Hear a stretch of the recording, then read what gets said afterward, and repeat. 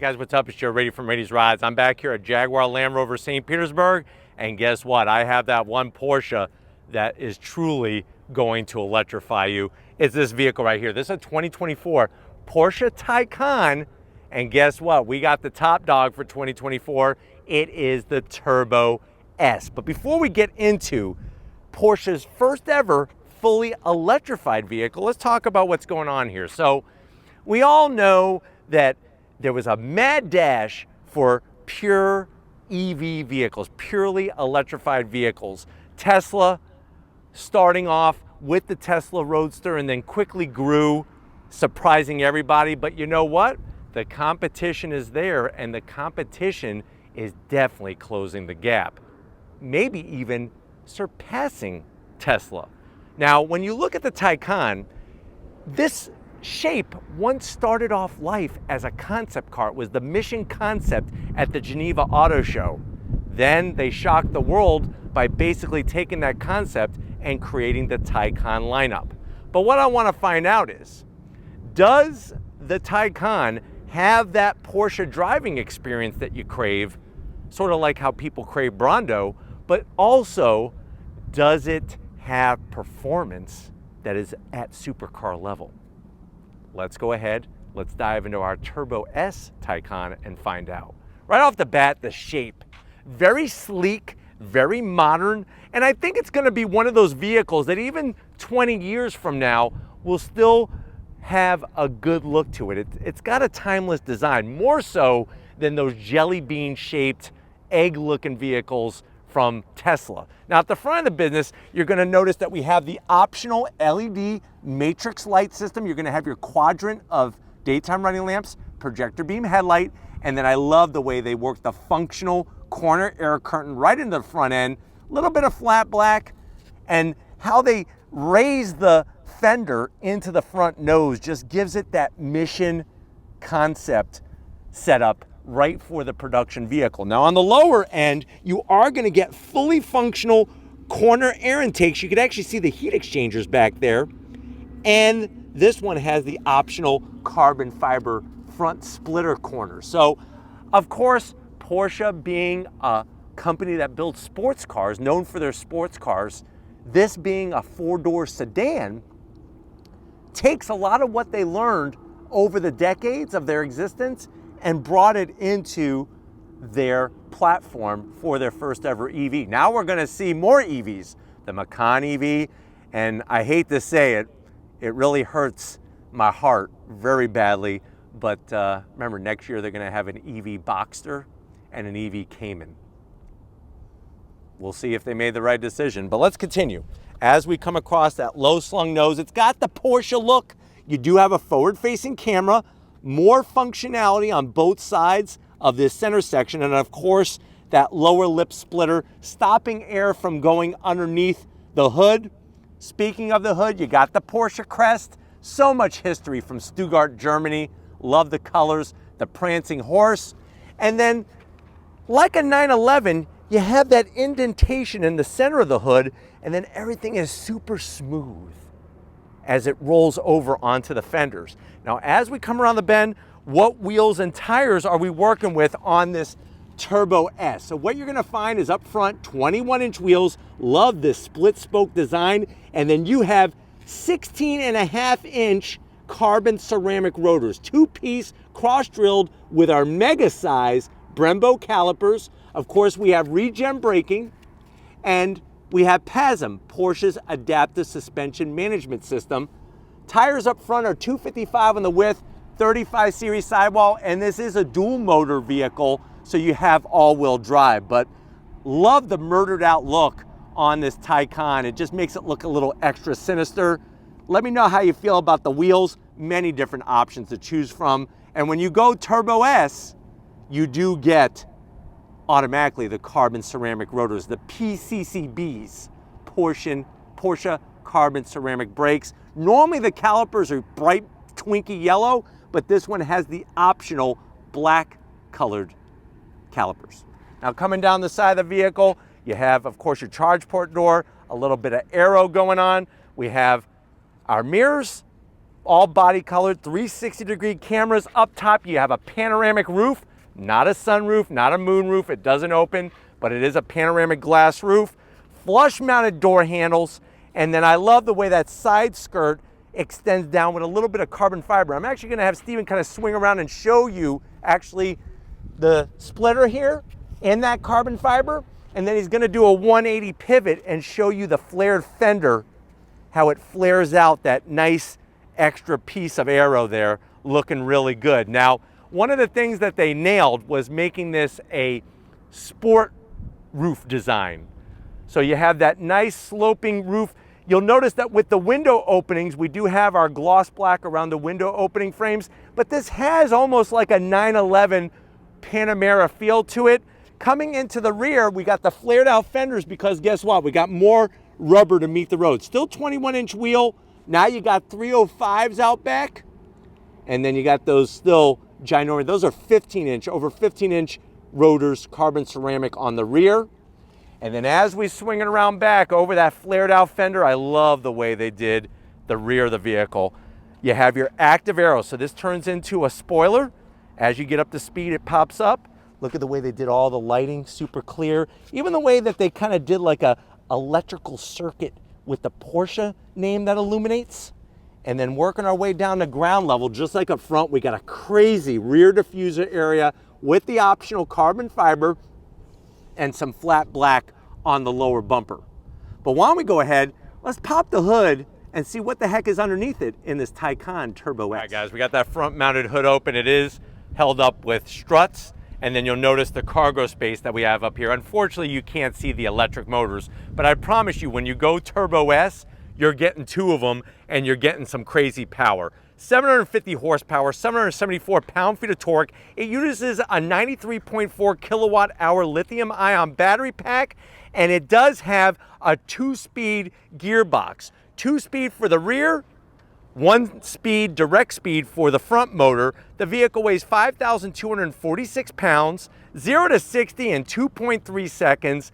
Top speed, 162 miles an hour, quarter mile. If you owe Dom Toretto a 10-second car, you could give him this Taycan. It'll do the quarter mile in 10.4 seconds at 131 miles an hour. Range is around 192 miles. MPGs, you're looking at 67 in the city, 68 on the highway. One of the things that kind of bothers me still to this day with this vehicle is that they call it a turbo, specifically a Turbo S. As we all know, electric motors do not have a turbo. There's no turbo to add. It's simply just marketing. I kind of wish they would have went a little different direction with the name, but it is what it is. I don't work for Porsche, so they're not going to listen to me. But why don't we go ahead, let's turn this on and see it move.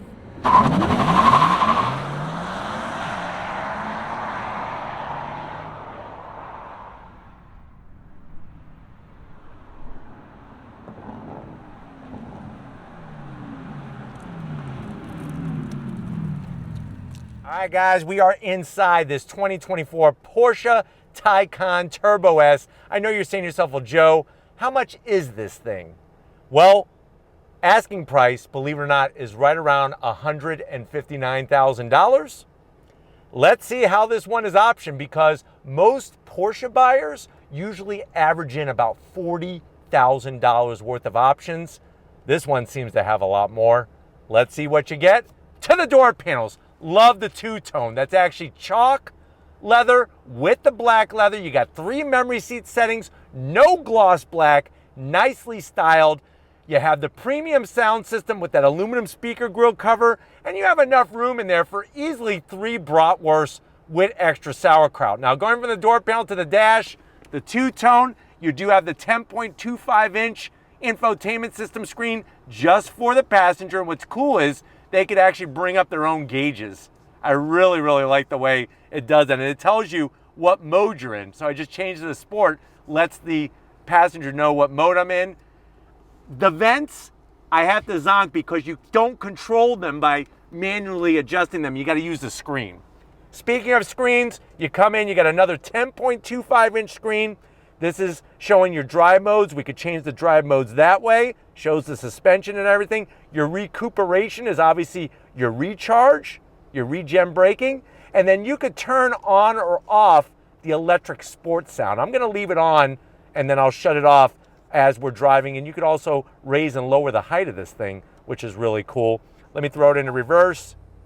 There's our backup camera, 360. Right back where we started. Working our way down. AC vents, you can't move them. Underneath, you got enough room for, I would say, one Louis Vuitton wallet with at least $3,000 cash in it. Love the carbon fiber additions. And then you're gonna have this separate portrait style 8-inch screen. Now, you could do different functions, like adjusting your climate control, of course. You could pull up your, let you know what the battery charge is. Very, very intuitive. 3 stages of ventilated seats, 3 stages of heated seats. I'm gonna turn on the recirculation. And then you'll also see that you could use this as a separate touchpad, which is kind of cool, which I'm actually changing up here up top by touching down below. So when you come into your different settings up top, this is where you have, of course, things like your air conditioning, and then this is how you move the vents.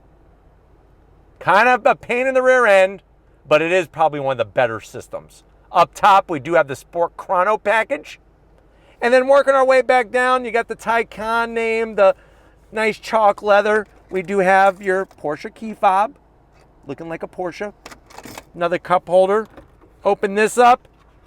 You got a 12 volt, 2 USB-Cs, and some felt lining. That's where you could put your 4 Rolexes.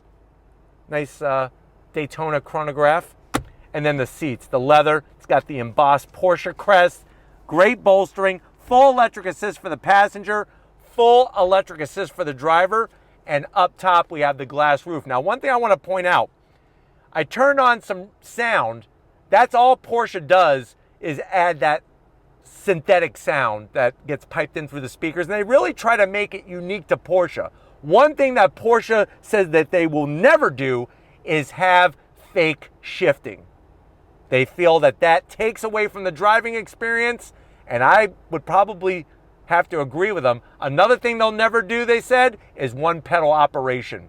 They want you to be engaged as the driver, and they want this Porsche to drive like other Porsches, even though it's an electric Porsche. But why don't you come over here to the business end? I want to show you behind the sport steering wheel, this GT wheel in this Taycan. All right, guys, 3 stages of seat settings for this vehicle, so you can let 2 of your friends borrow it. If you're wondering, well, Joe, what's the sound of that fan? That's actually the cooling fan for the liquid-cooled lithium-ion battery pack in the belly of this vehicle. Now, I love the black aluminum Taycan Turbo S that illuminates LED at night, and the pedal box is great. You got an aluminum brake pedal, aluminum dead pedal. I just have to zonk the dead pedal. It's large, I just want aluminum, especially for 159 Gs.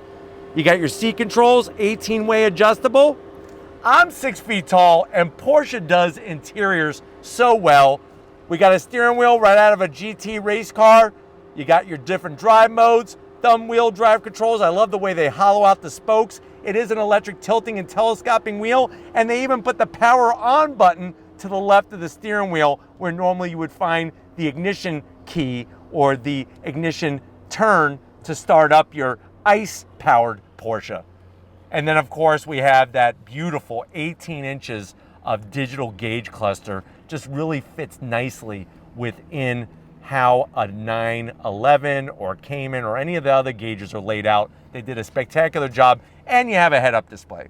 But why don't we go ahead, let's get in the back seat and see if your passengers have enough room back there so that they can make sure they don't puke when you go on throttle in this Taycan. All right, guys, backseat time. I like the way even your backseat passengers are going to be welcomed with a nice aluminum sill plate with that Taycan logo LED lit up. Backs of the seats, it's like a one-piece race seat. No pockets or anything like that. You do have your AC vents. And what's interesting is that there's actually a parental control to control the AC and to control the heated seats and ventilated seats. I don't know why they would do that. It's like parents don't want to control their kids with the TikTok and the Instagram and all this other crap, but yet they want to control them turning on the air, turning on the AC. I do like the way there's a nice Twinkie tray there for 3 Twinkies. It would have been nice if that was wireless charging. That would have been a nice touch. They should have asked me about that. There's plenty of room back here. I'm not even close to the glass roof. You got that Race Tex Alcantara material. Let's see if we can get this down. I'm gonna have to zonk it. You got cup holders, there's just no room for your arm. It's just a cup holder, that's it, two. But I love the two-tone interior. Let's get into the trunk because I wanna take you for an on-throttle spin in this Taycan. All right guys, cargo area time. You just hit the hidden button, a nice electric assist. Now, normally you won't see this. First of all, the trunk is 33 cubic feet of space. This is actually the wall charger for your home. Obviously comes with the vehicle, but you could literally drive around with it.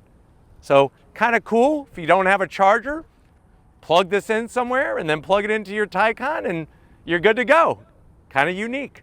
But why don't we go ahead, I want to find out how the acceleration is. So if you're ready, I'm ready. Let's go for an on-throttle spin in this Taycan Turbo S. All right guys, we're inside this 2024 Porsche Taycan Turbo S. Right away, what's great about it is when you're sitting in it, it feels like a Porsche.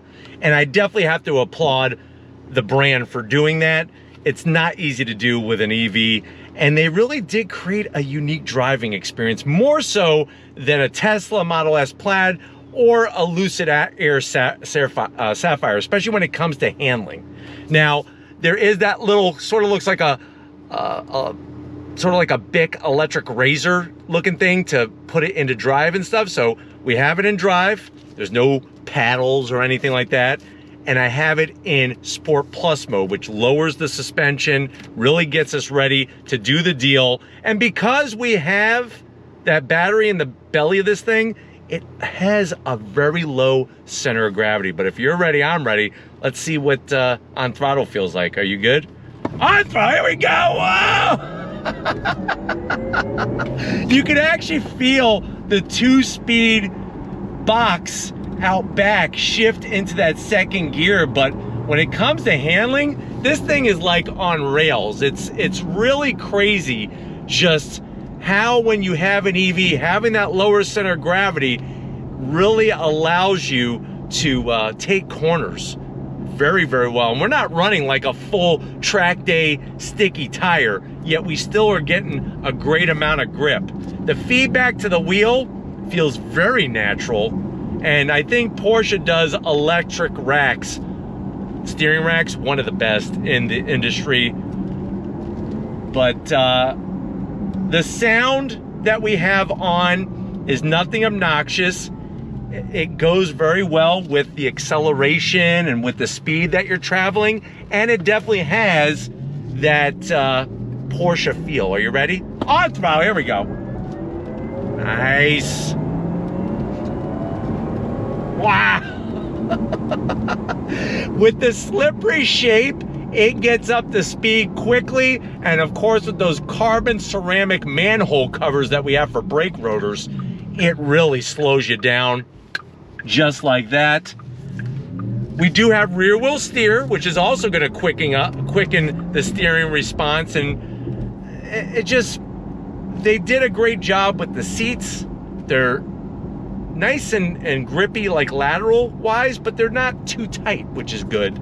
18-way adjustable, and then you have that large head-up display, which is nice as well. You could change all the different information with your thumbs on those thumb wheel drive controls.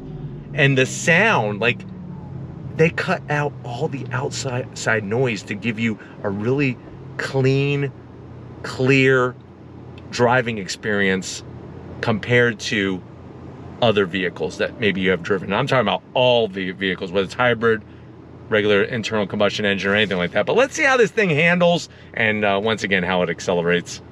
On throttle, golly! Instant grip on the brakes. Here we go. Nice. Go, go. It would be nice if they put a little bit stickier tire, but still, you could do the business very, very well. Brakes feel spectacular. Good feedback to the pedal, and that's why I like the fact that there's no one pedal operation. I don't even like having the regen braking on unless I step on the brakes, because it allows you to be in full control. But I mean, it holds a line very, very well. Look at that. super smooth. What I'm gonna go ahead and do is I'm gonna shut off the electric sports sound. So now it's off, and we'll see what it sounds like. Are you ready? On throttle. Nice.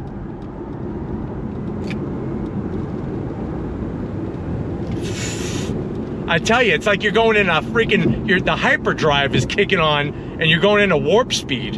It really accelerates like not many other vehicles out there, of course, but it's the way it handles. It's the way it's put together. The fit and finish on this car blows a Model S Plaid out of the water.